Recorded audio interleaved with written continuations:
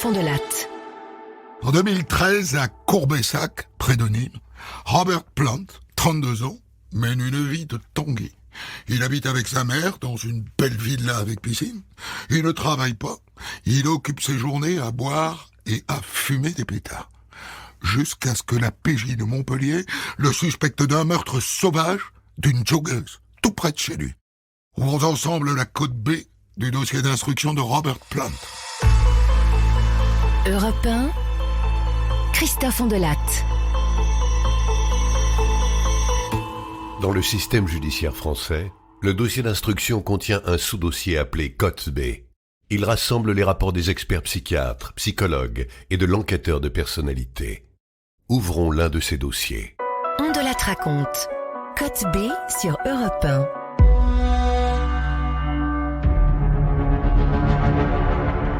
Le 24 janvier 2013 vers 18h40, Jamel Zamit alerte la police.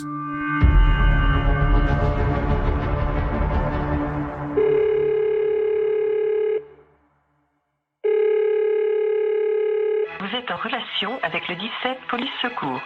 Votre numéro de téléphone est identifié et votre communication sera enregistrée. Bonsoir, monsieur. Je vous appelle au sujet de ma femme, Jouda.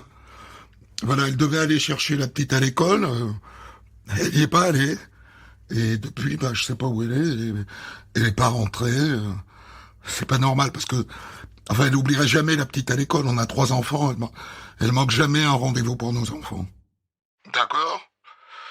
Selon vous, qu'est-ce qu'elle avait prévu de faire avant d'aller chercher votre fille à l'école? Comme elle fait souvent, elle devait faire son jogging, et puis ensuite aller la récupérer à l'école, quoi. Le procureur prend cette disparition très au sérieux. Il mobilise les grands moyens. C'est pas normal, on sent très bien que ça va pas. Stéphane Bertrand, avocat général. On a affaire à des gens qui n'ont pas de soucis, qu'on connaît pas, qui ont des habitudes bien rangées. Puis bon, c'est vrai que pour une mère, oublier d'aller chercher son enfant au bas âge à l'école, c'est pas très normal.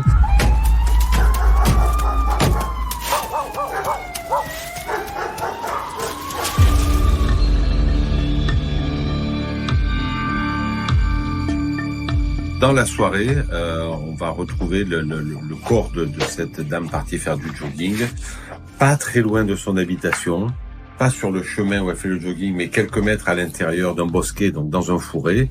Et elle est décédée. On va faire venir le médecin légiste qui va constater qu'elle présente plusieurs plaies, dont une plaie importante au niveau de la gorge, probablement due à l'action d'une arme blanche. Donc à partir de là, on part immédiatement sur une affaire criminelle.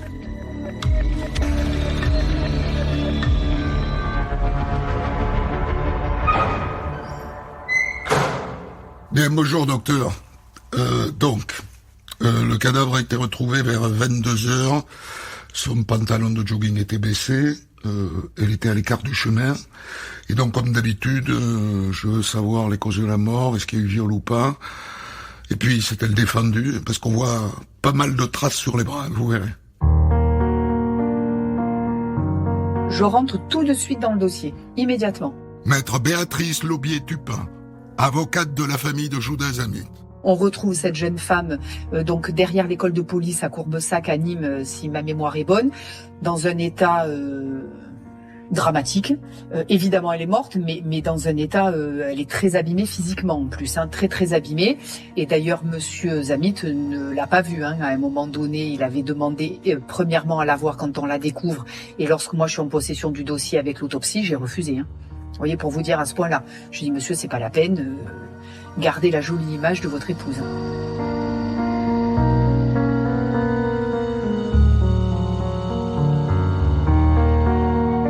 On a plusieurs lésions sur cette dame, notamment cette lésion à l'arme blanche au niveau du cou.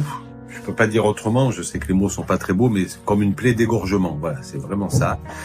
Et on remarque également qu'elle a des lésions sur le visage, comme s'il y avait eu lutte et qu'elle avait pris des coups. Et des lésions également très intéressantes sur les mains, type lésion de défense. Lorsqu'on est agressé par quelqu'un qui brandit une arme, notamment une arme blanche, et qu'on met les mains en avant, on a des lésions à cet endroit-là qui sont des lésions de défense. Donc c'était vraiment pas joli. On a un petit peu comme l'impression d'une sorte d'acharnement. Alors dont on ne sait pas au début si c'est un acharnement gratuit, si c'est parce qu'elle s'est défendue, si c'est des plaies au visage par volonté qu'on ne l'identifie pas tout de suite. Enfin voilà, là aussi il y a plusieurs hypothèses qui sont étudiées. On est très vite certain qu'il s'agit d'un crime pour un mobile sexuel, puisqu'elle a le legging qui est descendu sur ses jambes. On comprend que c'est une agression sexuelle. En revanche, elle n'a pas été violée, mais elle s'est débattue comme une lionne.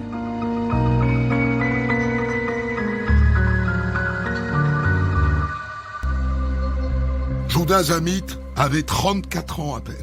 Elle était maman de 3 jeunes enfants. Elle a tout tenté face à son agresseur. En vain. Il l'a égorgée. Il lui a lacéré le visage au cutter. Et pour la police, 2 hypothèses principales. La piste fortuite, un prédateur sexuel qui rôde dans les bois. Et puis la piste classique, celle du mari.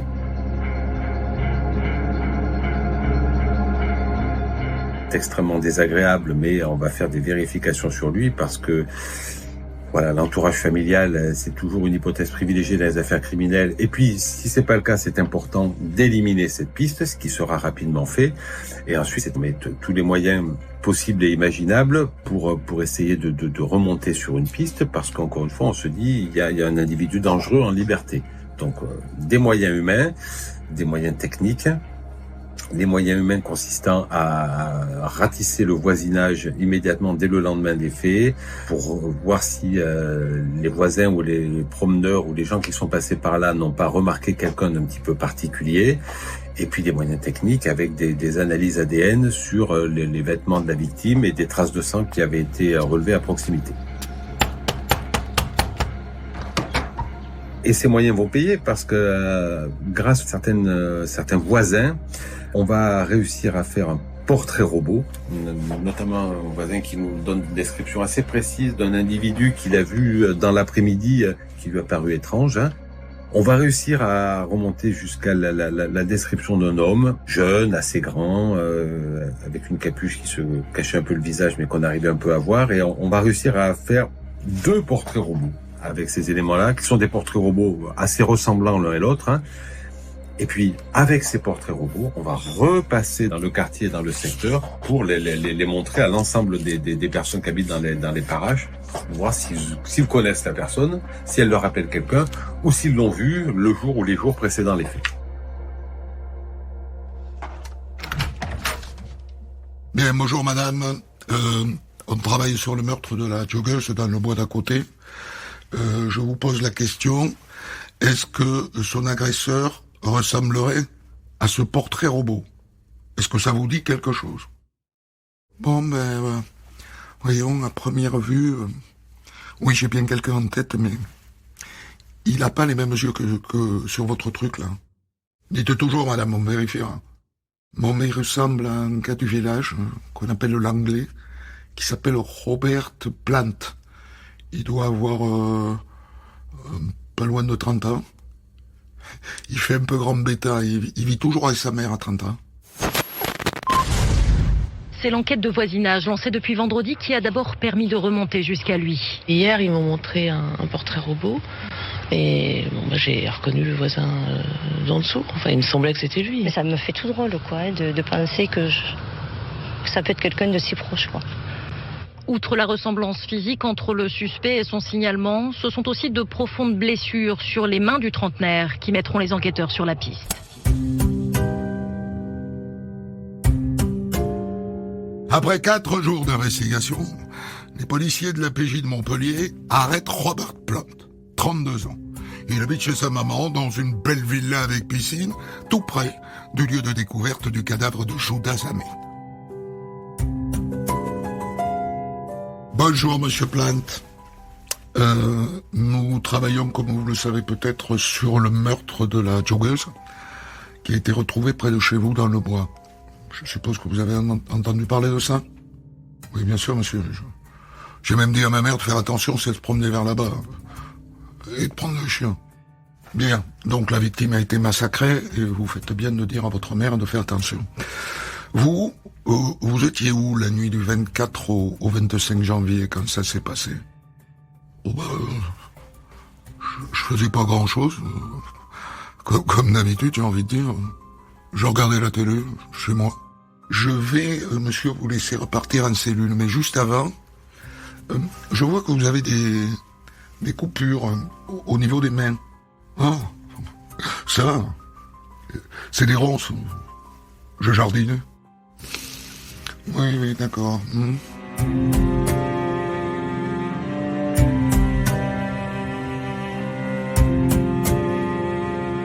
Et donc, une ressemblance avec un portrait robot, des blessures sur les mains, un alibi bidon. Voilà, ça commence à faire un petit peu beau.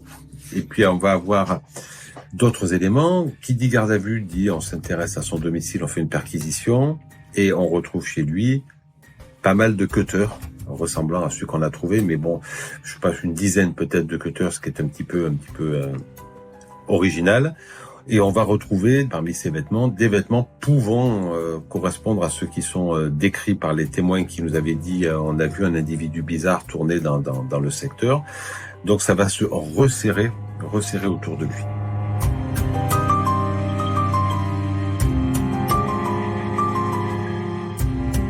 Pour nous, les choses sont extrêmement claires. On est tombé sur l'agresseur.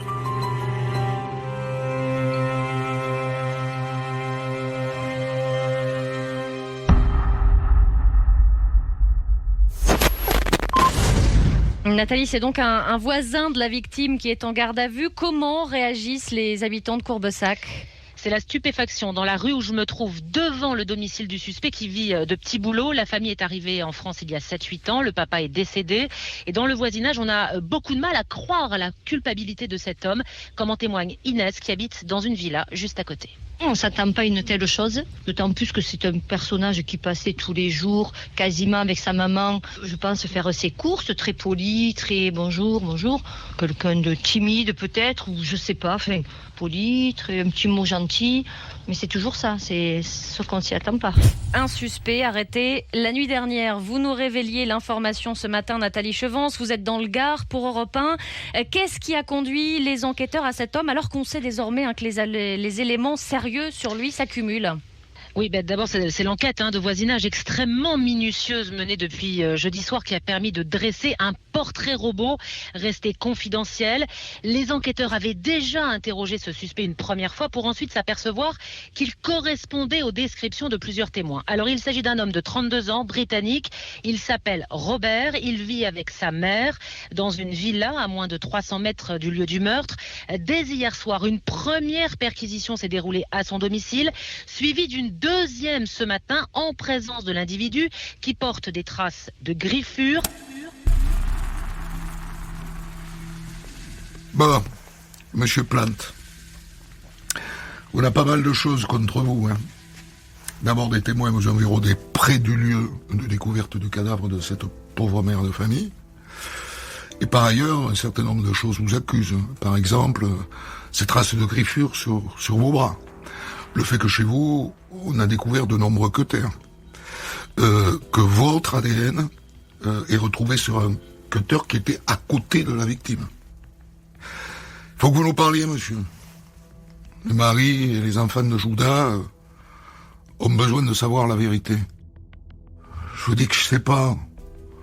Moi, je suis juste allé me promener dans le coin, c'est tout ce que je peux vous dire. Après, il se peut que j'ai parlé avec elle, mais c'est tout, rien de plus. Je me rappelle de rien, c'est comme un trou noir.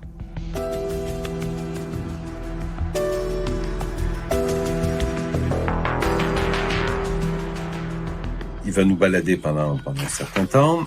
Et puis bon, on va passer par diverses versions un petit peu étranges. Stéphane Bertrand, avocat général.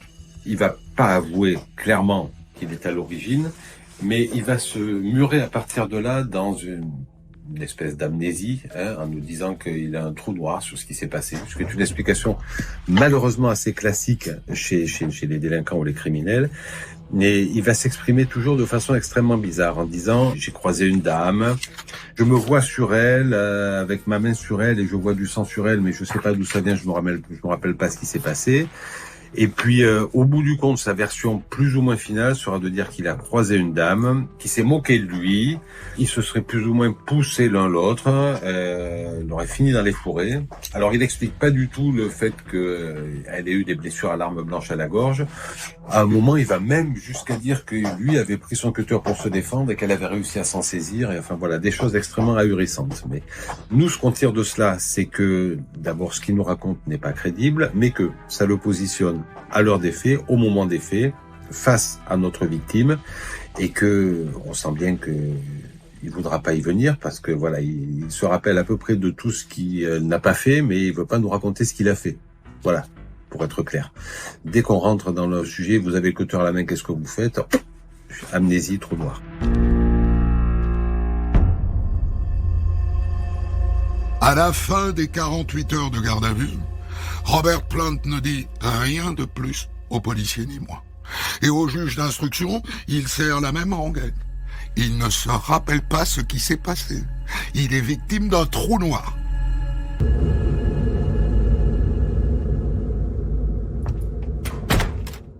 Bonjour, monsieur Plant. Je suis enquêtrice de personnalité. Et donc je suis là pour raconter et fouiller votre vie. Et je vais tout noter dans un rapport qui sera remis au juge d'instruction. Je tiens à vous le dire, totalement neutre. Je suis là pour vous écouter.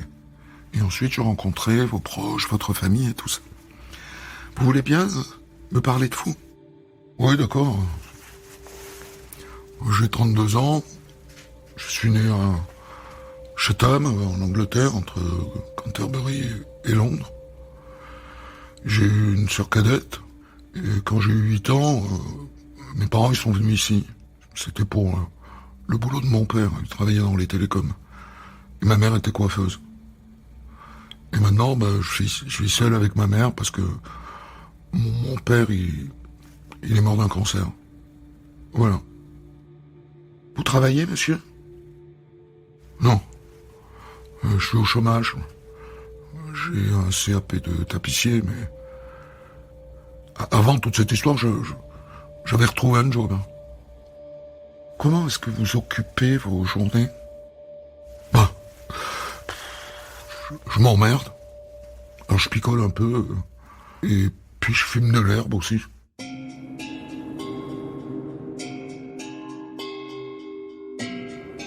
Code B13. Enquête de personnalité de Karine Poulain. Monsieur Plant évoque le cancer dont son père avait été atteint. Il est mort 18 mois après avoir été diagnostiqué. Monsieur Plant a accompagné son père dans la maladie et a été présent au moment de sa mort. Il a été profondément affecté par cette perte. Il évoque, suite à celle-ci, un intense sentiment de tristesse ainsi qu'une alternance de haut et de bas. Il exprime un sentiment d'insatisfaction par rapport à toutes les choses qu'il avait encore envie de partager avec son père, précisant qu'avec lui, il se permettait d'exprimer et de montrer ses sentiments.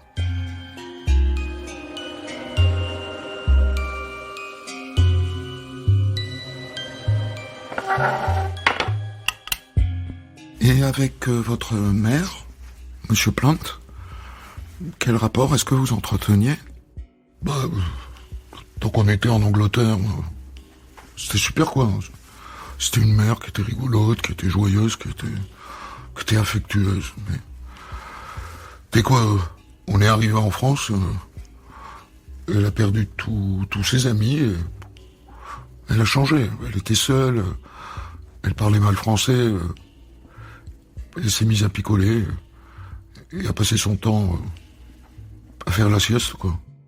Comment est-ce que vous réagissez, vous, à ce moment où votre mère semble déprimée? Ça nous éloignait. Mais par contre, avec ma sœur, tout allait bien. Avec ma sœur, on était très complices.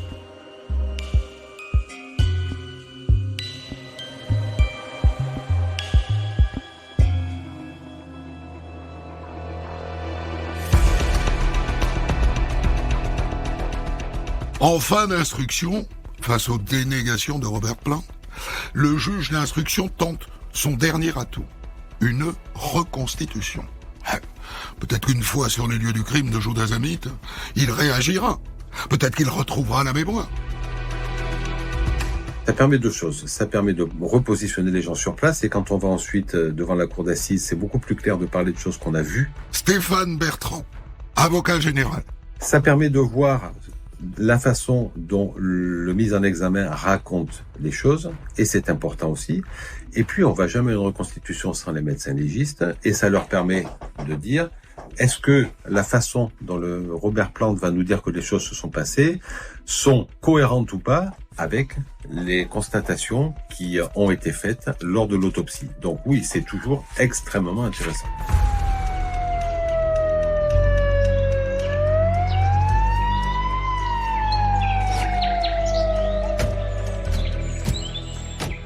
Il a pas une sale tête, hein. Maître Béatrice Laubier-Tupin, avocate de la famille de Judas Amit. Vous savez, on dit toujours qu'il y en a qui ont la tête de l'emploi, hein. C'est pas le cas. C'est un homme jeune, c'est quand même pas un jeune homme, de mémoire il a une trentaine d'années, 35 peut-être, qui vit chez ses parents, d'origine anglaise d'ailleurs, et vous vous dites pas, oula, si je le croise, il va m'arriver un truc, hein. C'était un garçon de mémoire plutôt solitaire, qui faisait pas parler de lui, qui n'a jamais fait parler de lui à part Sophie. C'est pas, a priori, un homme violent, comme s'il avait eu un vrai pétage de plomb. Est-ce que le fait qu'elle se soit débattue et fait disjoncter, je ne sais pas si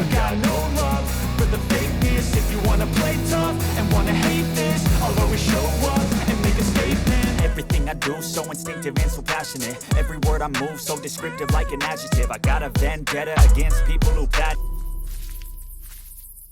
Bien, monsieur Plante, est-ce que vous reconnaissez ce sous-bois? Ouais, monsieur le juge. C'est bien là, monsieur Plante, que vous avez rencontré madame Zamit. Là, on est trop sur le chemin. Je dirais que c'est plutôt là-bas, là. Je dirais à peu près 50 mètres. Et ensuite, monsieur Plante, qu'est-ce qui s'est passé? On s'est disputé, je l'ai bousculé, et elle est tombée, mais je l'ai pas tuée. C'est pas lui. Il est à l'ouest, hein. Il dit que il la pousse, il se demande si c'est pas elle qui l'interpelle, qu'il réagit mal et que du coup il la pousse, et puis il a un blanc et c'est pas clair.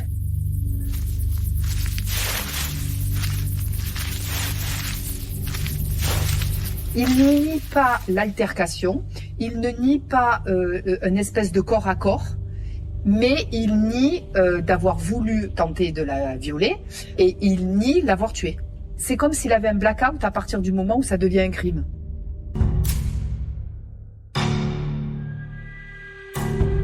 Certaines personnes ne veulent pas le dire, d'autres ne peuvent pas le dire parce que voilà, le psychisme est quelque chose de spécial et met en place certaines formes de défense pour que les personnes ne s'effondrent pas elles-mêmes.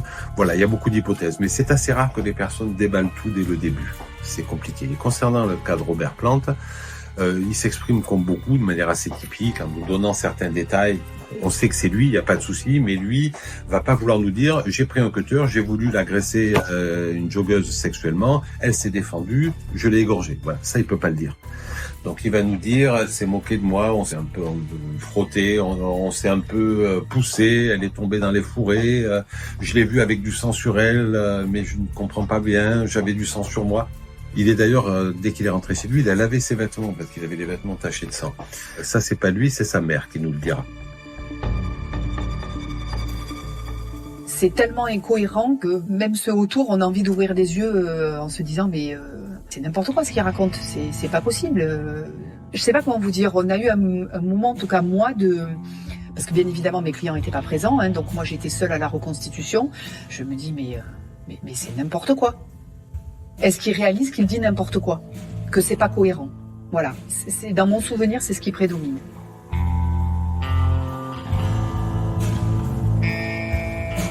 Donc il va pas être clair et nous raconter l'histoire de A à Z, mais avec tout ce qu'il nous dit, le doute n'est plus permis. Voilà. Et c'est ça qui est important. Après, c'est à lui de se défendre comme il veut, de raconter ce qu'il veut, c'est pas un problème. Nous, ce qui importe, c'est de recueillir un maximum d'éléments, laissant penser que c'est par son action que cette dame est morte. C'est tout.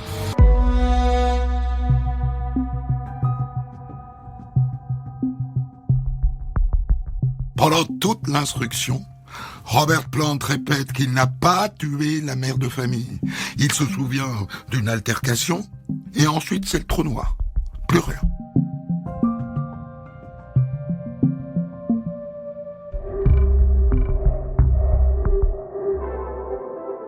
En avril 2017, 4 ans après le meurtre de Judas Amit, Robert Plant comparaît devant la cour d'assises du Gard, à Nîmes. La famille espère qu'il va enfin s'expliquer. Entrez l'accusé. Il est assez impressionnant, Robert Plant. Il est grand, il est baraqué, il a des lunettes, il présente bien. Stéphane Bertrand, avocat général. Il n'a pas laissé, me semble-t-il, une impression particulière, sinon, il a accepté de répondre à toutes les questions qui ne le gênaient pas. Et il a répondu « je ne me souviens pas » à toutes les questions qui pouvaient le gêner. Ce qui, encore, est une attitude qui n'a rien de très original.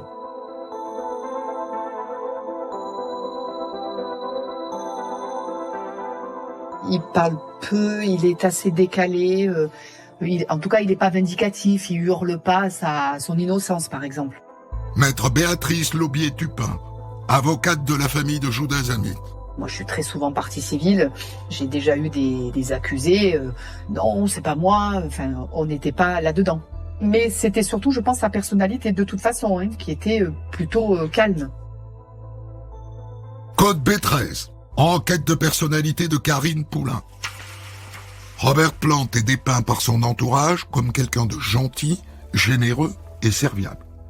Le décalage entre l'image qu'il renvoie et la personnalité tourmentée qui se dessine semble résider dans le fait que M. Robert Plant est quelqu'un d'introverti, ne laissant finalement rien voir de ses blessures et de ses tourments. Pour autant, il ne semble pas être quelqu'un habituellement en proie à des réactions impulsives, inadaptées ou violentes. Au contraire, nous le percevons comme quelqu'un offrant l'image d'une personne pacifique, parvenant par ses capacités de relativisation et son détachement à se situer dans l'évitement des situations d'énervement ou de conflit, comme en attestent ses proches. C'était une personnalité qui va ressortir d'ailleurs de tous les éléments du dossier, non violente, extrêmement civile et aimable. Maître Jérôme Boursican, avocat de Robert Plant. Robert Plant est un garçon de nationalité anglaise, il en avait le flegme, et une personnalité très tournée vers les autres, ce qui était en parfaite contradiction avec les faits qui lui étaient reprochés.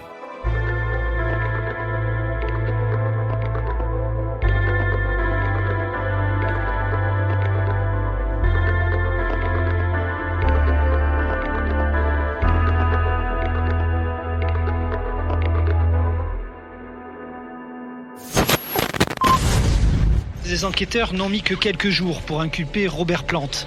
Témoignages, échantillons ADN, attitudes suspectes et aveux partiels, tout convergeait effectivement vers ce jeune homme d'une trentaine d'années d'origine anglaise.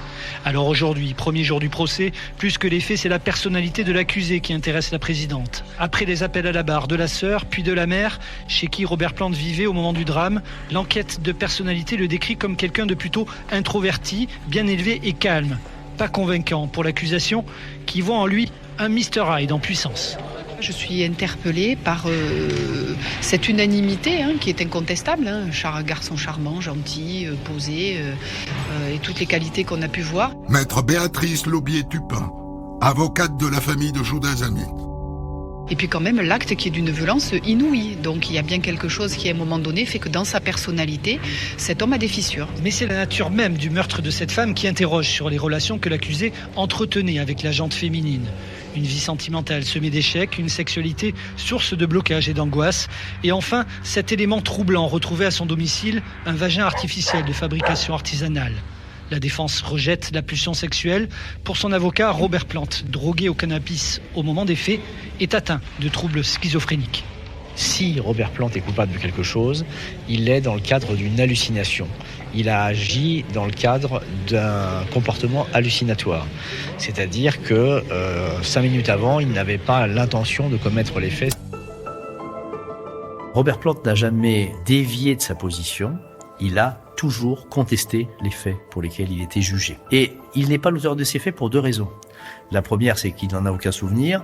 La deuxième, c'est que, au regard de sa personnalité, de ce qu'il est profondément, les experts qui ont été diligentés dans ce dossier vont décider qu'il était atteint au moment des faits d'une pathologie de schizophrénie simple, selon les experts. Et il va effectivement avoir cette difficulté, puisque cette pathologie ne s'était jamais déclarée avant les faits. Et donc, pour lui, c'est comme une sorte de grand trou noir. Dans ce cadre-là, il ne se souviendra pas et il ne pourra pas reconnaître effectivement quelque chose dont il n'a pas le souvenir.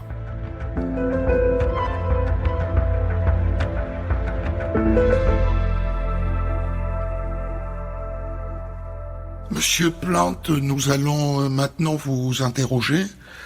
Je voudrais d'abord savoir comment vous vous positionnez par rapport aux faits dont vous êtes accusé, c'est-à-dire le meurtre de Judas Amit. Je vous écoute, monsieur. Je sais pas, Madame la Présidente, je le répète depuis le début, je me souviens de pas grand-chose. J'ai des flashs où je me vois auprès de cette dame, elle tombe, elle a du sang, et puis c'est le trou noir, quoi. Monsieur Plante, est-ce que vous comprenez que ces explications sont difficiles à croire? Mais j'ai pas d'autre explication, madame, je sais pas ce qui s'est passé.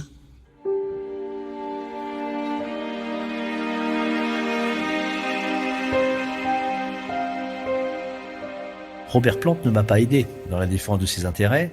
Il était d'abord bourré de médicaments et donc il était dans une grande difficulté pour comprendre ce qu'on lui demandait.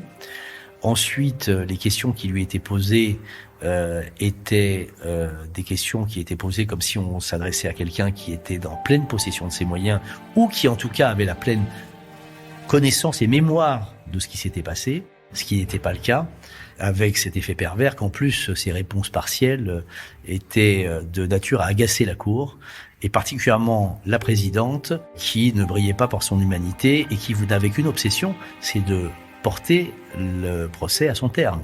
Et elle cherchait pas à avoir la vérité, elle cherchait en réalité à faire de sorte que la peine qui devait arriver à l'issue de ce procès soit rendue sans que trop de difficultés soient intervenues. C'est un scandale parce que les droits de la défense que je représentais n'étaient pas respectés, parce que cet homme n'a pas pu se défendre de manière normale et sa place n'était pas devant une cour d'assises.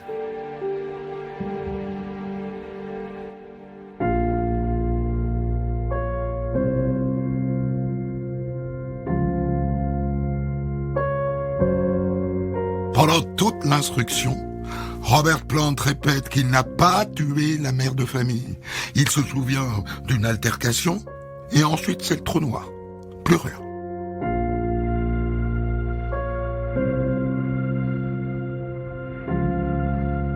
En avril 2017, 4 ans après le meurtre de Judas Amit, Robert Plante comparaît devant la cour d'assises du Gard, à Nîmes. Plusieurs experts psychiatres ont rencontré Robert Plante. Ils ont conclu que son discernement était altéré, c'est-à-dire qu'il n'avait pas la pleine conscience de ce qu'il faisait. Ça signifie qu'il peut être jugé, mais que sa peine pourra être atténuée à cause de cette altération du discernement. L'avocat général, lui, balaye ses conclusions. On a des experts nous disant que Robert Plante avait des soucis dans sa structure de personnalité, dans l'organisation de son fonctionnement psychique, qui fait que s'il n'a pas totalement perdu contact avec la réalité, il avait quand même des problèmes de perception de cette réalité. Stéphane Bertrand, avocat général. Alors l'enjeu, pour moi, lors de ce procès, c'est de faire en sorte de combattre cet élément-là. Ça a failli m'échapper, vous savez, j'ai failli dire pour qu'il prenne la peine maximum. Mais je crois que c'est un peu ça le fond de ma pensée. Ou plutôt pour éviter qu'il y ait une atténuation de peine trop forte. Parce que j'estime qu'il y a dans ce dossier des éléments montrant que il était vraiment conscient de ce qu'il faisait.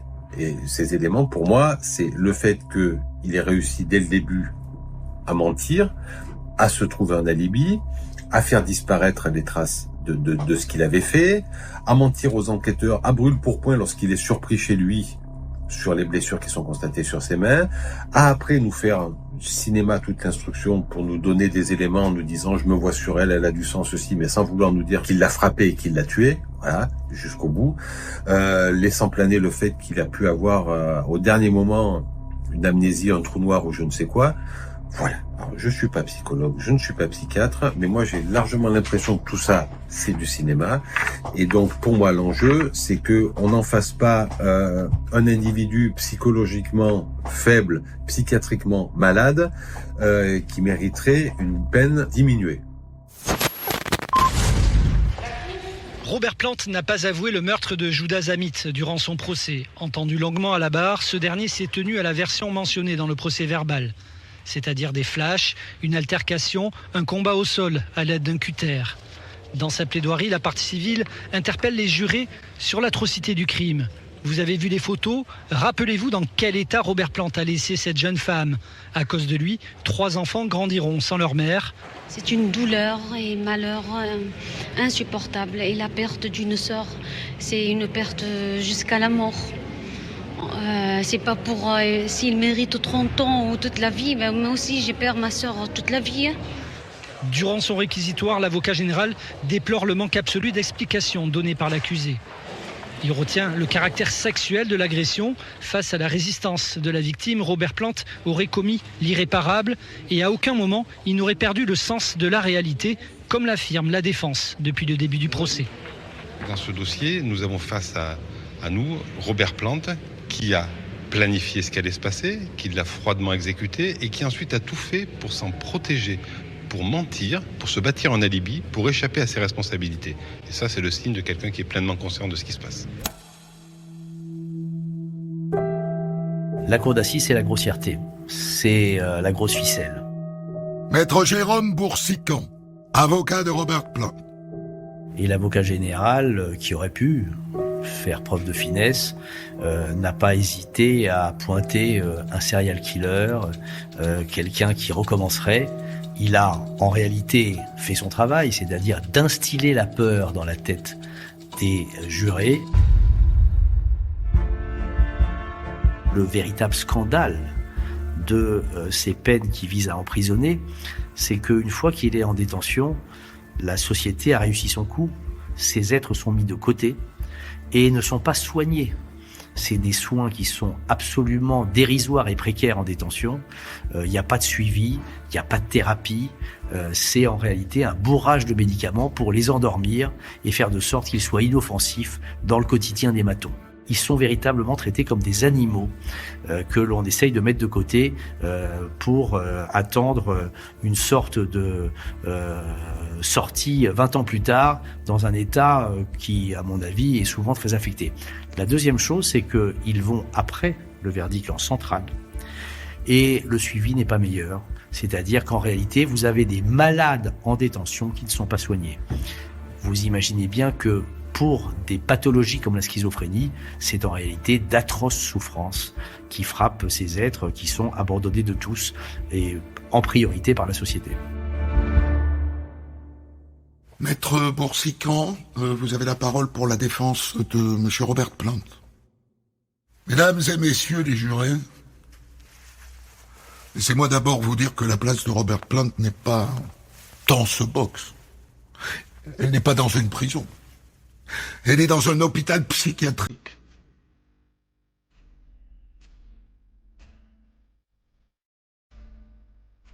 C'est le scandale de ce dossier, je le dis véritablement, et un scandale absolu, c'est que nous avons eu tout un collège d'experts plus expérimentés les uns que les autres.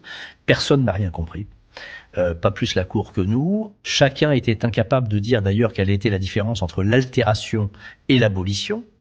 Et en réalité, je le dis comme je le pense, ce type de procès est en réalité fait pour mettre de côté des individus dont on ne sait peu faire. Et c'est l'inhumanité de la justice pénale en France.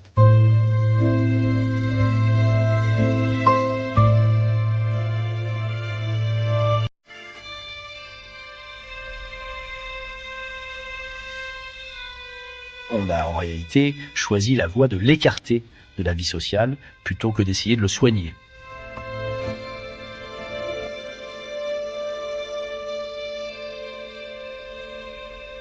Robert Plant est reconnu coupable du meurtre de Judas Amit. Il écope de 30 ans de prison, assorti d'une période de sûreté de 20 ans.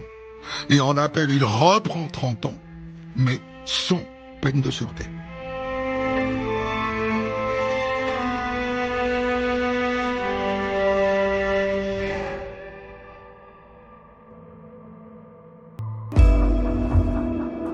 Voilà, c'en est fini pour cette affaire examinée, comme je le fais souvent, sous ses aspects psychologiques. Autrement dit, dans son format Code B. Enquête aujourd'hui de Guillaume Maury, réalisation signée Boris Paczynski. Allez, salut. Retrouvez On de la raconte Code B tous les vendredis dès 6h sur votre plateforme de podcast.